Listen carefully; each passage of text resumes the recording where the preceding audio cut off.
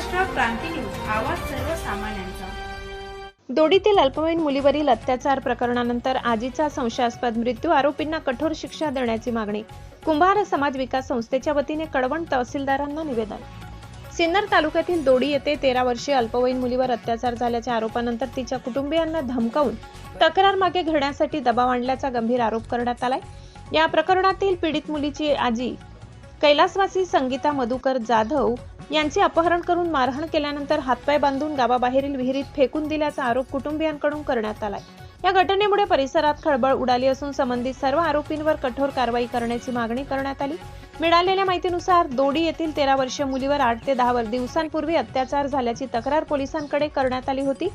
त्यानंतर प्रकरण मागे घेण्यासाठी गावातील काही व्यक्तींनी पीडित कुटुंबियांना प्रलोभन दाखविल्याचा तसेच धमकी दिल्याचा आरोप आहे। मात्र पीडितेच्या आजीने तक्रार मागे घेण्यास नकार दिल्याचे सांगण्यात येते। दरम्यान शुक्रवार 7 ऑगस्ट रोजी सायंकाळी सुमारे 5 वाजण्याच्या सुमारास संगीता जाधव यांचे अपहरण करून त्यांना अमानुष मारहाण करण्यात आली। त्यानंतर हातपाय बांधून गावाबाहेरील विहिरीत फेकून दिल्याचा आरोप त्यांच्या नातेवाईकांनी केलाय।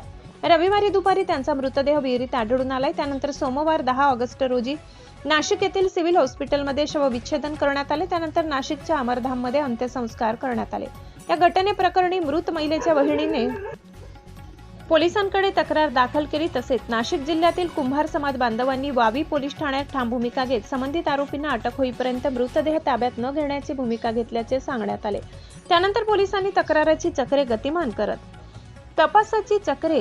करत या प्रकरणातील संशयित अनिल शरद पगारे याला अटक केली आहे। मात्र पगारे याच्यासोबत असलेल्या इतर व्यक्तींसह संबंधित पोलीस पाटील व सरपंच यांचीही चौकशी करून दोषी आढळल्यास त्याच्यावर तात्काळ कायदेशीर कारवाई करावी अशी मागणी समाज बांधवांनी केली आहे। तसेच पीडित अल्पवयीन मुलगी आणि तिच्या कुटुंबियांना कोणत्याही प्रकारचा त्रास होऊ नये यासाठी पोलीस संरक्षण देण्याची मागणी करण्यात आली आहे। या मागण्यांसाठी कळवण तालुक्यातील कुंभार समाज बांधव तसेच अण्णासाहेब हजारे प्रणित भ्रष्टाचार विरोधी जन आंदोलन न्यासचे कळवण तालुका अध्यक्ष व समाज बांधव शिवभक्त विजय चव्हाण, रमाकांत क्षीरसागर, महाराष्ट्र राज्य कुंभार समाज अध्यक्ष सोमनाथ सोनवणे, जिल्हा अध्यक्ष निलेश राऊत, नवयुवक कुंभार संघटना अध्यक्ष गणेश आहेर, उपाध्यक्ष अशोक जाधव, उपाध्यक्ष नाशिक ज्ञानेश्वर भागवत, दत्तात्रय मोरे, भास्कर मोरे, जितेंद्र बागुल, मुकुंद बागुल, सुधाकर सोनवणे, दीपक मोरे, संदीप बागुल, निंबाजी पाटील घाडे पाडे आदींच्या उपस्थितीत कळवण उपविभागीय अधिकारी, कळवण उपविभागीय पोलीस अधिकारी तसेच तहसीलदार यांना निवेदन देण्यात आले।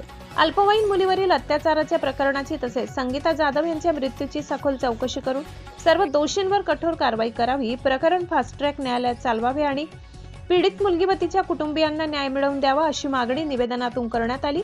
दरम्यान सर्व आरोपींना कठोरात कठोर शिक्षा न झाल्यास महाराष्ट्रातील कुंभार समाज बांधवांच्या वतीने कायदेशीर परवानगी घेऊन तीव्र आंदोलन छेडण्याचा इशारा देण्यात आलाय।